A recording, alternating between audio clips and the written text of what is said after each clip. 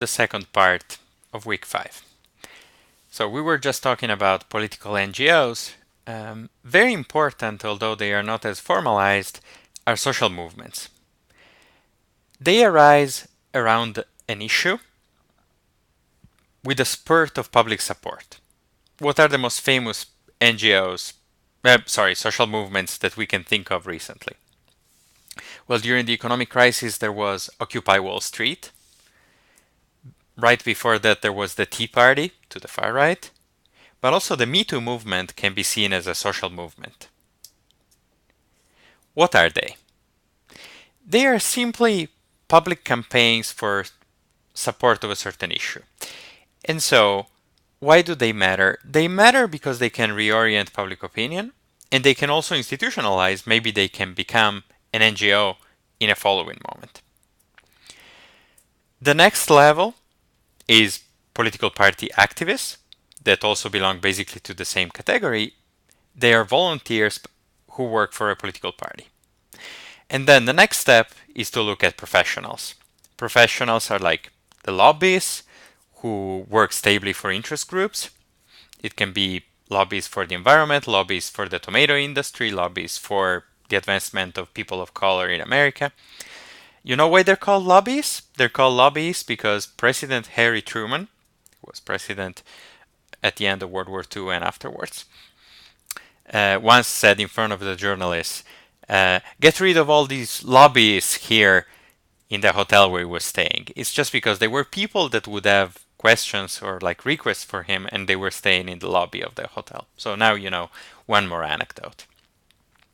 And then other than lobbyists, you have workers' unions. So they represent workers. They are very important. I belong to my union. They are very important, especially in places where workers are exploited by the people who offer them jobs. And in particular, they were born at the end of the 19th century in factories, of course, to defend factory workers. And in part, it is arguable that workers' unions are one of the reasons why there was never a revolution in places like Britain or France or the USA, because of the fact that they very importantly were able to structure and to protect the interests of poor laborers, of poor workers in these places. The fact that today workers' unions are very weak is one of the reasons why we have so much inequality in America. And then, of course, there's politicians that we know about, career politicians. Of course, career politicians bear disproportionate costs because being a politician is one of the most stressful jobs that you can possibly have. People have a lot of demands on your time. You're basically working 24/7. So, of course, they do it for their own interests, as people say. People are diffident towards politicians, but also think about the fact that to be a politician, a career politician, is to sacrifice a lot of your personal life. And that in general, politicians tend to listen to what people want a lot, even if we don't have a good opinion of them. Let's think about voting after we've talked about the different ways that we can do individual and collective participation. So, voting ideally is the substitute for violence. How did we start voting?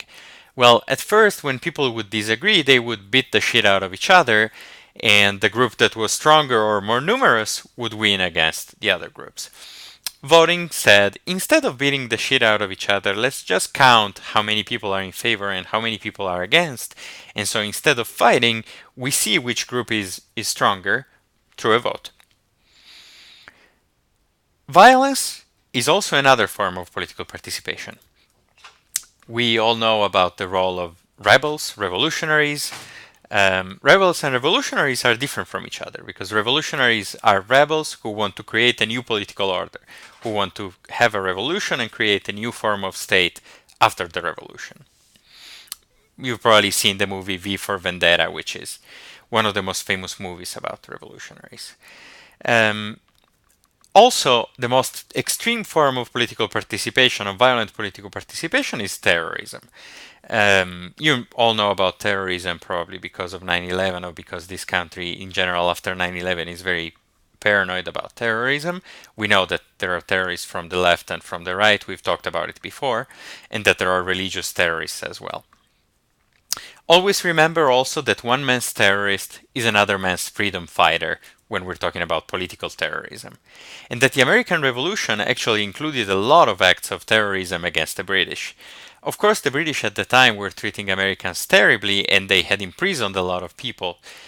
So, way too often we think of terrorism as just linked to religion, but more often than not, it's rebellion against authoritarianism and used by groups that have little chance of winning a war. We are very paranoid about terrorism in countries like the US or like in Western Europe, but also count that most of the deaths by terrorism happen in the third world under authoritarian regime. And they tend to target civilians. Okay?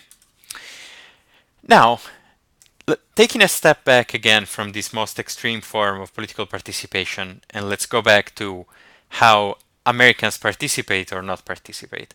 One of the most famous books about political participation is called Bowling Alone, and it was written by a political scientist named Robert Putnam. Why does he say bowling alone? Because he thinks about how Americans used to go bowling in bowling leagues a lot and part of teams in like the 50s and the 60s, but in the 90s, by then, most people that go bowling alone or with just a group of friends. And so he basically argues that social capital has been lost and that people join less and less organizations these days. And in particular, today we can say that people don't pay attention because they're too busy watching TV or watching their phones or watching Facebook on their computers. At the same time, Americans get a bad rap for not voting enough, for not participating enough, but they are political in other ways because they sign petition, and interestingly enough, they seem to care a lot about what the National Football League does politically and what a form of political protest does inside the National Football League, as you all know, the NFL.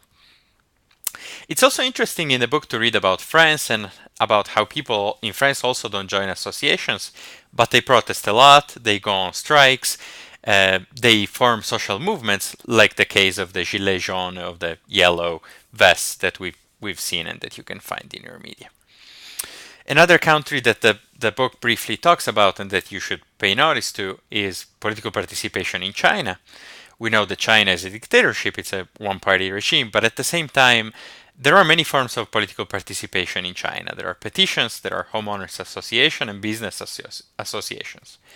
And petitioning in China matters, although I think the book makes this example that it's like drinking poison to cure an illness, in that sometimes the people who petition the government of China are then imprisoned. And so petitioning in China is a double-edged sword because on one side it can help making people change, but on the other side it can also bring you to jail. So we should consider very carefully the fact that it's better to be under democracy if you have political opinions. Also, the protests of Tiananmen Square are the most famous example of Chinese political protests. It's kind of weird that we keep talking about it 30 years after in a way, because China has changed a lot since then. Not in that China has become more democratic, but that China is a very different country now, as we all know. The last part of the chapter talks about the different philosophies between different ways of society and political participation. Keep in mind that if you subscribe to a view of liberalism, then you will tend to be more of an individualist, okay? In that you can explain the fact that in America people don't vote as much because they don't trust government, because they are very individualistic, and that's all a legacy of American liberalism. Another way of seeing society on the other side is a communitarian view, and these two views are pretty incompatible views of life and society. And we can think of many ways in which communitarianism advantages political participation. Maybe you can think about the fact that in some more traditional societies, people work more as a community. There are extended families. You spend your Sundays with your whole family, with your grandpas, with your cousins, with the whole family. And that conduces to more political conversations and to more political participation.